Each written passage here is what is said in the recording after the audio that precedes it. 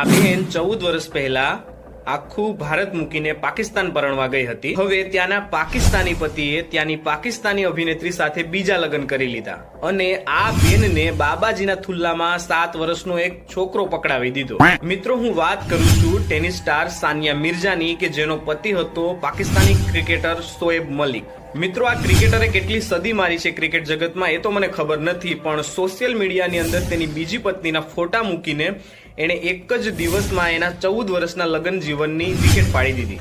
આમે સાનિયાબેન ઇન્ટરવ્યુમાં એના પતિ વિશે બહુ મોટી ફેંકતા હોય છે, એટલે શોએબ ભાઈએ એને જ પોતાના ઘરમાંથી ફેંકી દીધા. બેનની સગાઈ પહેલા આપણા ભારતમાં જ થઈ હતી, પણ બેનને એવો તો શું પાકિસ્તાનનો મોહ લાગ્યો કે સગાઈ તોડાવીને સીધા પાકિસ્તાન પરણી ગયા. હવે આ બેન બહુ પસ્તાવો કરે છે કે કાશ મેં મારા મિત્રોની અને પરિવારની વાત માની લીધી હોત તો.